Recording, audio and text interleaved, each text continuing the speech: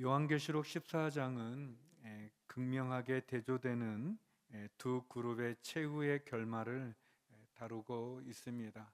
한쪽에는 어린 양이 계시고 또 14만 4천 명이 승리와 한호의 새 노래를 부르고, 다른 한쪽에는 무서운 재앙과 심판을 받는 모습이 나오고 있습니다.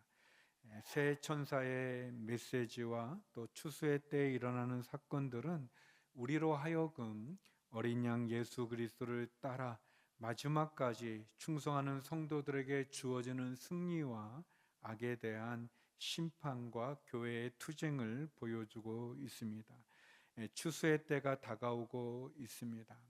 14만 4천 명이 부르는 새 노래와 또 새 천사의 경고의 메시지를 통해 구원과 심판의 추수 앞에 믿음으로 승리하는 우리 모두가 되어지기를 소망합니다. 두 가지를 나누고 싶습니다. 먼저 첫 번째는 새 노래와 새 천사의 내용입니다. 우리 본문 1절 2절을 한번 읽어보겠습니다. 시작. 또 나는 보았습니다. 어린 양이 시온산에 서 있고 그와 함께 14만 4천 명이 서 있는데 그들의 이마에는 어린 양의 이름과 그분의 아버지의 이름이 쓰여 있습니다.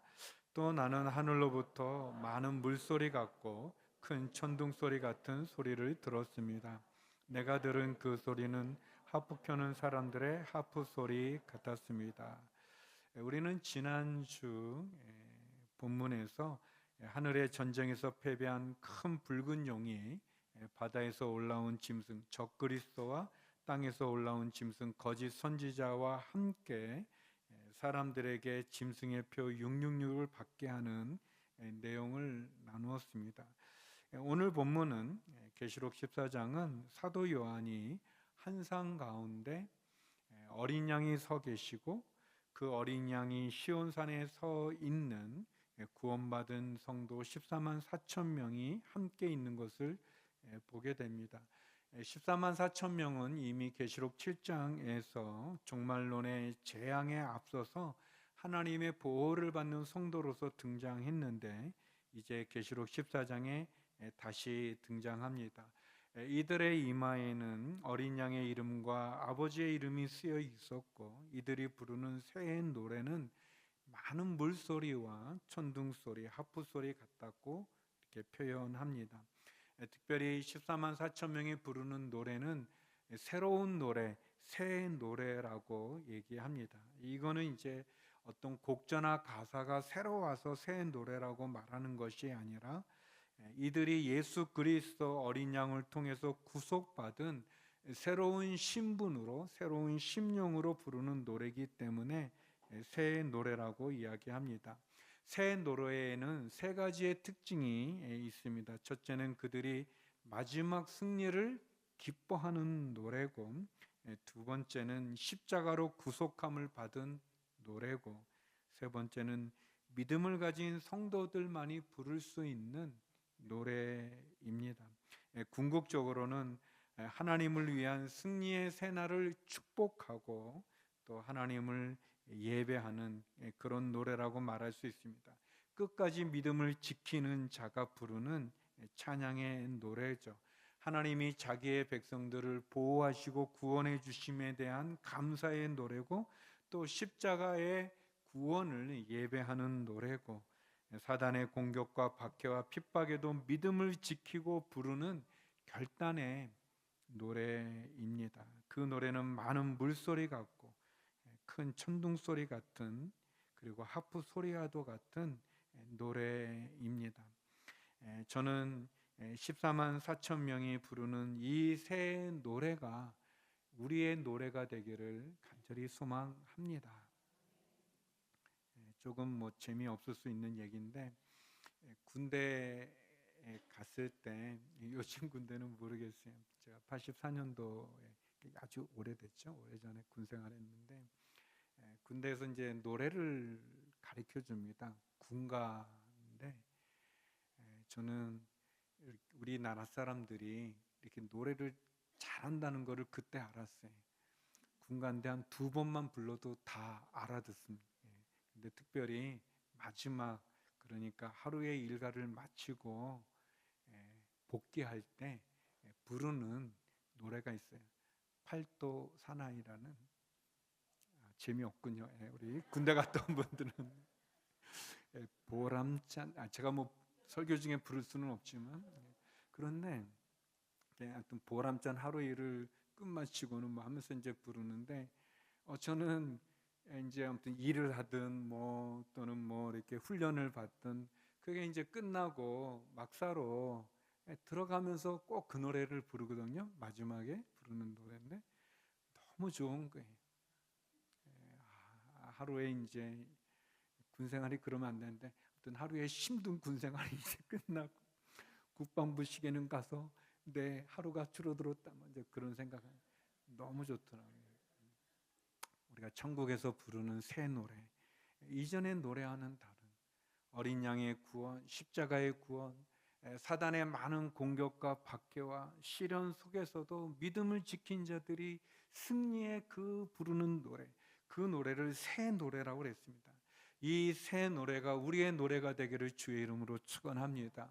우리가 믿음의 경주를 다 다름질하고 주님께 들려 올라갈 때, 주를 만나게 되어질 때, 그리고 순교자들의 그 피가 소리쳐 부르는, 그래서 하나님 앞에 어린 양과 함께 시온산에서 있는 14만 4천 명이 주께 부르는 이 새 노래, 많은 물소리 같고 천둥 소리 같고 하프 소리 같이 아름답게 울려 퍼지는 이 새 노래가 우리의 노래가 되기를 소망합니다. 그래서 저와 여러분이 언제 우리가 다 하나님 앞에 서게 될지는 각각 다르겠지만, 우리가 이 설교를 나눌 때 이 새 노래를처럼 천국에서 주 앞에 새 노래를 부르는 그 날을 소망하고 우리의 믿음을 견고히 지키기를 소망합니다. 여기 부르는 14만 4천 명 3절에서 5절 말씀을 종합해 보니, 이들은 어떤 사람들인가? 이들의 이마에는 어린 양의 이름, 아버지의 이름이 쓰여 있습니다. 그들은 신앙을 지켰고 정절을 지켰다고 얘기합니다. 그들은 어린 양을 뒤따라가는 흠없는 사람들이라고 얘기합니다. 사랑하는 성도 여러분, 저와 여러분에게 어린 양의 이름이 우리의 이마에 새겨지고 하나님의 이름이 우리의 인생의 삶에 새겨져서 신앙을 지키고 정절을 지키고 어린 양을 따라 흠없는 자들, 주님을 따라가는 우리가 되기를 원합니다. 예수님이 이런 말씀하셨습니다. 누가복음 9장 23절에 그러고는 그들 모두에게 말씀하셨습니다. 우리 다 같이 읽어볼까요? 누구든지 나를 따르려거든 자기를 부인하고 날마다 자기 십자가를 지고 따라야 한다. 사랑하는 성도 여러분, 날마다 자기를 부인하면서 자기 십자가를 지고 주님을 따라가는 저와 여러분이 되기를 주의 이름으로 축원합니다.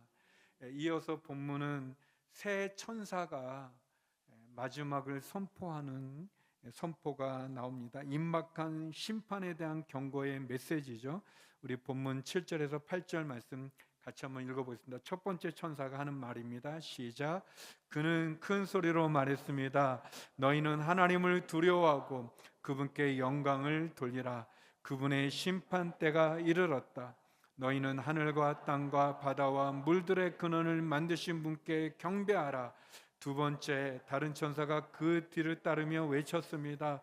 무너졌다. 큰 도성 바벨론이 무너졌다. 이 바벨론은 자기의 음흥으로 만든 진노의 포도주를 모든 나라들에게 마시게 했다. 6절에서 13절까지 새 천사가 등장합니다. 그들은 짐승을 추종했던 무리들을 향해서 하나님의 준엄한 심판의 계획을 선포합니다. 첫 번째 천사의 메시지는 하나님을 두려워하고 그분께 영광을 돌리고 경배하라는 것이죠.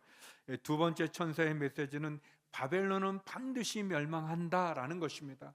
바벨론은 하나님을 거역하는 세상을 상징하는 나라입니다.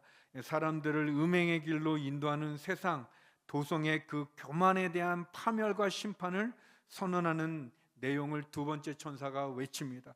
그리고 세 번째 천사의 메시지는 짐승의 표를 받으며 짐승과 그의 우상에게 경배하는 자는 지옥불에 떨어져 영원토록 고난을 당한다는 그런 메시지를 선포합니다. 이 세 번째 천사가 선포하는 이 심판은 자비가 상실된 형벌이고 밤낮으로 고통을 받으며 안식을 얻지 못하는 형벌입니다. 하나님의 긍휼이 사라진 진노의 심판은 너무나 두렵고 무서운 심판입니다. 이 심판에서 구원을 얻게 되는 성도들에게 요구되어지는 믿음의 태도는 인내입니다. 인내. 그 인내의 촉구와 함께 인내하는 자들에게 주어지는 축복이 전해집니다. 계시록 14장 12절에서 13절의 말씀인데요, 우리 같이 한번 읽어보겠습니다. 시작. 성도들의 인내가 여기에 있다. 그들은 하나님의 계명들과 예수에 대한 믿음을 지키는 사람들이다. 또 나는 하늘에서 말씀하시는 음성을 들었습니다. 말씀하시기를 너는 이렇게 기록해라. 이제부터 주 안에서 죽는 사람들이 복이 있다. 그러자 성령께서 말씀하셨습니다. 그렇다 그들이 수고를 그치고 안식할 것이다. 이는 그들의 행위가 그들을 따를 것이기 때문이다. 마지막까지 믿음을 지키는 성도들의 믿음, 그 믿음을 지키기 위해서 인내하는 성도의 인내, 그 성도의 믿음과 인내는 주님 안에서 완성되는 것을 보게 됩니다. 주님 안에서 죽는 자들, 성도의 죽음은 심판이 아니라 천국으로 들어가는 은혜입니다. 예수님의 부활을 통해서 사단의 권세가 깨트려지고 죽음과 모든 두려움이 정복되는 것을 보게 됩니다. 짐승의 표를 받지 않고 우상에게 경배하지 않는 성도들은 어린 양 예수 그리스도와 함께 시온산에 서게 되고 인정을 받게 됩니다. 그러나 짐승의 표를 받고 우상에게 경배하는 자들은 유황불 속에 던져지고 영원한 고난에 처하게 될 것입니다. 마지막까지 인내로서 우리의 신앙의 다름질을 완성하여 주 앞에 인도함을 받는, 주 앞에 축복을 받는 어린 양 예수 그리스도와 함께 시온산에서 승리의 멸관을 쓰는 우리 모두가 되기를 주의 이름으로 축원합니다. 두 번째, 오늘 본문은 우리들에게 구원의 추수와 심판의 추수를 얘기합니다. 우리 14절 15절 말씀을 같이 한번 읽어보겠습니다. 시작. 또 나는 보았습니다. 흰 구름이 있고 그 구름 위에 인자 같은 분이 앉아 있습니다. 그는 머리에 금 면류관을 쓰고 손에는 예리한 낫을 들고 있습니다. 그때 다른 천사가 성전에서 나와 구름 위에 앉으신 분께 큰 소리로 외쳤습니다. 주의 낫을 보내 추수하십시오. 추수 때가 이르러 땅의 곡식이 무르익었습니다. 새 천사가 선포했던 심판의 메시지는 그대로 집행이 되는 것을 보게 됩니다. 특별히 마지막 심판에 대한 이미지가 두 이미지가 있는데, 우리가 읽은 이 낫을 휘두르 곡식을 거두는 이 이미지는 구원의 추수에 대한 이미지입니다. 그리고 이따가 나눌 포도를 거두어 포도주 틀을 밟는 이미지는 심판의 추수의 모습을 영상화한 부분입니다. 여기 14절에 보니까 심판을 진행하는 인자 같은 분을 사도 요한이 보게 됩니다. 이 인자 같은 주님의 모습은 마지막 심판의 때 승리자로서 심판자로 이끄시는 그런 모습입니다. 이 인자 같은 이가 심판을 진행하는 예리한 낫을 들고 있는 이 모습은 우리에게 세 가지의 메시지를 주는데, 첫째는 예수님이 이 추수의 주권자가 되신다는 의미가 있고, 두 번째는 예수님이 심판의 권한을 갖고 있다는 의미가 있고, 세 번째는 예수님이 진정한 통치자고 권세를 가진 분이라는 것을 우리에게 말해 줍니다. 이때 다른 천사가 나타나서 예수님에게 외칩니다. 주의 그 예리한 그 낫을 보내 추수하십시오. 추수 때가 이르러 땅의 곡식이 무르익었습니다 라고 이렇게 외치게 됩니다. 곡식을 거둔다는 것은 하나님께서 택하신 당신의 백성을 구원한다는 것을 의미해 줍니다. 예수님은 십자가의 보혈로 구속하신 자들을 한 사람도 잊어버리지 않고 추수해서 거두십니다. 그리고 그 추수의 때 갈아지는 불에 태워 버리실 것입니다. 곡식은 거두어 곡간에 들이지만 갈아지는 모아서 불사라는 심판이 있습니다. 추수의 때가 다가오고 있습니다. 믿음을 가진 자들은, 환난과 핍박에서 승리한 성도들은 구원의 추수로 하나님께서 인도해 주십니다. 예수님께서는 믿음을 가진 자들을 다시 살리시는 분이십니다. 요한복음 6장 40절 말씀인데요, 우리 같이 한번 읽어보겠습니다. 시작. 내 아버지의 뜻은 아들을 보고 믿는 사람마다 영생을 얻게 하시는 것이니 내가 마지막 날에 그들을 다시 살릴 것이다. 아멘. 시한부 종말론을 주장하는 이단들은 이 14만 4천을 문자적으로 얘기해서 우리 교회에 들어와야만, 우리 종파에 들어와야만 구원을 받는다, 이 자리가 몇 개 남지 않았다, 뭐 그렇게 얘기하고, 우리를 믿는 사람들만 마지막 주님이 휴교할 때, 공중에 임할 때 들려 올라간다, 막 그렇게 미혹합니다. 또는 협박하고 또는 위협해서 우리를 혼란케 만들죠. 그러나 여기 분명히 보십시오. 요한복음 6장 40절이나 우리가 읽던 계시록의 말씀에 보면 예수님께서 마지막 날에 아들을 보고 믿는 사람마다 영생을 얻게 한다고 그랬습니다. 그리고 주의 그 추수의 날이, 그 날이 던져져 곡식을 추수할 때 그 곡식은 곡간 안에 들인다는 겁니다.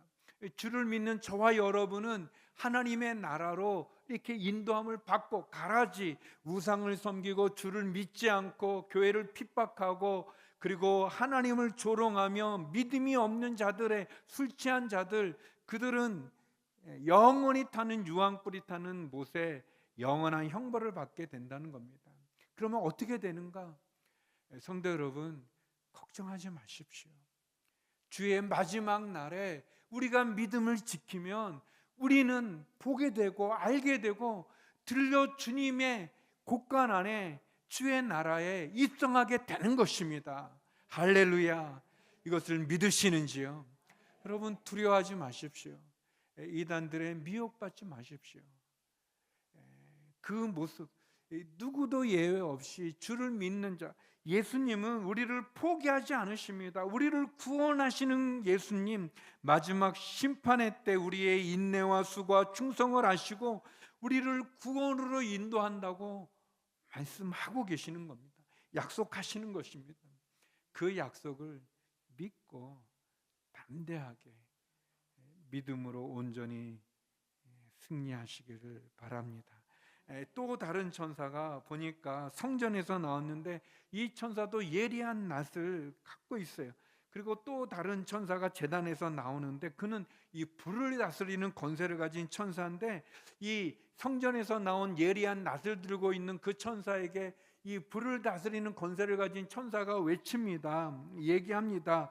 예리한 낫을 보내어 땅에 포도송이를 거두라고 얘기합니다. 이거는 이제 심판의 추수인데 땅의 포도들이 무르익었다고 얘기합니다. 그래서 이 예리한, 성전에서 나온 이 심판을 하는 예리한 낫을 든 천사가 땅에 그 낫을 던지니 땅의 포도들이 거둬지게 되고 하나님의 진노의 큰 포도주 틀에 던져지게 됩니다.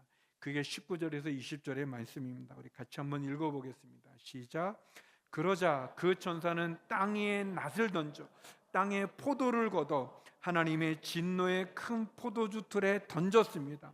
포도주 틀이 도성 밖에서 밟히니 그 포도주 틀에서 피가 흘러나와 말들의 굴레까지 닿았고 흘러간 거리는 1600 스타디온이나 됐습니다. 여기 등장하는 땅의 포도는 예수님을 믿지 않는 사람들을 가리킵니다. 이들은 짐승의 표 666의 표를 받은 자들이고 우상에게 절하는 자들이고 신실하지 못한 사람들, 가증한 사람들, 살인한 사람들, 음행하는 사람들, 거짓말하는 사람들, 그래서 하나님의 심판 앞에 둘째 사망에 이르는 사람들입니다. 땅의 포도들이 무르익었다는 것은 이 악한 자들의 제약의 절정에 달해서 심판의 때가 이르렀다는 것을 의미합니다. 추수한 포도는 하나님의 진노의 틀에 던져져서 성 밖에 그 포도주 틀에 밟히게 되어지고, 그 밟혀진 그 포도주에서 나오는 그 피가 흘러 말 굴레까지 닿았는데 1600 스타디온까지 퍼지게 됐다는 거예요. 한 스타디온이 185m거든요. 계산해 보면 이 1600 스타디온은 약 300km. 굉장히 반응이 있어서 좋네. 지금 제 설교를 잘 듣나 그랬는데 훌륭합니다. 예. 서울에서 대구까지가 대략 한 310km 정도 됐네요. 그러니까 서울에서 대구까지 이 피가 그러니까 엄청난 거죠. 엄청난 하나님의 심판을 상징적인 표현으로 보여주는 것이죠. 성 밖에서, 여기 성 밖이라고 하는 것은 예수님이 골고다가 예루살렘 성 밖에 있는 것처럼, 히브리서에 나온 것처럼 영문 밖에서 고난 당한 것처럼 성 밖이라고 하는 것은 이 심판을 받는 장면인데, 예수님이 우리를 위해서, 죄인들을 구원하기 위해서 하나님의 심판을 받았던 그 골고다, 그 성 밖인데, 이 불신자들이 예수님을 거부하고 예수님이 십자가에 죽은 그 구원을 우습게 여기고 조롱하고 무시하면서, 그래서 이들도 역시 심판의 장소인 성 밖에서 그들이 스스로 선택한 그 불신앙의 그 심판을 받게 되는 것을 보여줍니다. 결국 그들이 보여주는 그들의 마지막 최후는 비참한 최후를 맞이하게 되고 혹독한 심판을 받게 되어지는 것을 보게 됩니다. 악인을 심판하는 하나님을 보죠. 하나님의 그 엄중한 진노의 심판 아래 철저하고 처절한 심판을 받게 되는 그들의 모습이죠. 비참한 최후입니다. 그래서 우리가 이 땅 가운데 살아갈 때 악인들, 죄인들의 형통함을 부러워할 필요가 없습니다. 그들은 결국 하나님의 진노의 심판을 받게 될 것이죠. 도리어 우리는 우리의 믿는 도리를, 우리의 믿음을, 우리의 신앙을 굳건히 붙잡아야 될 것입니다. 히브리서 4장 14절을 우리 개역개정 번역으로 같이 한번 읽어보겠습니다. 시작. 그러므로 우리에게 큰 대제사장이 있으니 승천하시니 곧 하나님의 아들 예수시라. 우리가 믿는 도리를 굳게 잡을지어다. 우리가 믿는 도리를 굳게 붙잡자, 굳게 잡아라 라는 말은 우리가 고백하는 우리의 신앙, 예수 그리스도의 십자가를 굳게 지키라는 것입니다. 굳게 붙잡으라는 것입니다. 성도 여러분, 구원의 주소가 있습니다. 주의 손에 들려진 그 낫의 곡식을 들려 하나님의 품 안에 곡간 안에 드리는 그 구원의 주소가 있지만, 또한 천사, 성전에서 나온 천사의 예리한 낫에 의해서 진행되어지는 심판의 추수가 있습니다. 믿음을 가진 자들은 천국에서 영생을 누리는 삶이 있지만, 믿지 않는 자들, 살인하는 자들, 거짓말하는 자들, 우상을 섬기는 자들, 주를 거역하는 자들은 지옥에서 영생을 보내야 되는 삶이 있습니다. 이 구원과 심판의 기준이 무엇이냐? 예수님의 십자가를 믿는 믿음입니다. 예수님만이 우리의 구원으로 인도하는 유일한 길, 진리, 생명이 되시는 거죠. 예수님의 십자가의 복음을 믿고 예수님을 영접하고 하나님을 나의 아버지로 고백할 때 우리는 하나님의 자녀가 되고 구원받는 성도가 되는 것입니다. 하나님은 생명과 구원을 주기 위해 우리를 부르고 계십니다. 믿음을 가진 성도들의 최종적인 운명은 악을 정복하고 승리의 새 노래를 부르는 사람들입니다. 그리고 이것은 죽음 이후에만 이루어지는 것이 아니라 우리가 살아가는 이 땅 가운데서도 승리를 누리는, 이 승리를 맛보는 이 시간들이죠. 요한계시록은 우리들에게 핍박과 고난과 박해와 조롱과 멸시와 천대가 있지만 악을 정복하고 유혹을 거부하고 십자가의 구원의 간격 가운데 승리하는 삶을 살라고 우리들에게 권면하고 있습니다. 최후의 승리가 우리에게 있고, 그리고 그 승리를 우리는 이 땅 가운데서 누리며, 그리고 그것을 현재화시켜서 살아가고 있는 것이죠. 추수의 때가 다가오고 있습니다. 계시록 14장은 우리에게 승리한 성도들의 새 노래와 새 천사의 메시지를 들려줍니다. 구원의 주소와 심판의 주소가 있음을 보여주고 있습니다. 사랑하는 성도 여러분, 우리가 맛보게 될 그 구원의 감격을 이 땅 가운데서 예수 그리스도의 십자가를 통해서, 그분이 우리를 위해 죽으신 그 보혈의 피를 통해 우리의 죄가 신눈같이 희게 되어지는, 그리고 하나님의 자녀가 되어지는 그 은혜를 이 땅 가운데 천국에서 경험하는 저와 여러분이 되기를 주의 이름으로 축원합니다. 우리를 포기하지 않으시고 구원의 자리로 초청하시고 우리를 만나 주시며 악인을 심판하고 죄를 징계하는 하나님, 그 하나님을 통하여서 다가오는 추수의 때 구원의 자리에, 승리의 자리에, 새 노래를 부르는 영광의 자리에 서는 저와 여러분 우리 모두가 되기를 주의 이름으로 축원합니다. 기도하겠습니다.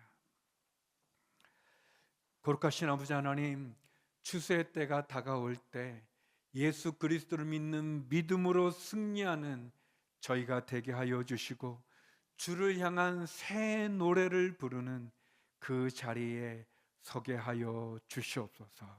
예수님 이름으로 기도드립니다. 아멘.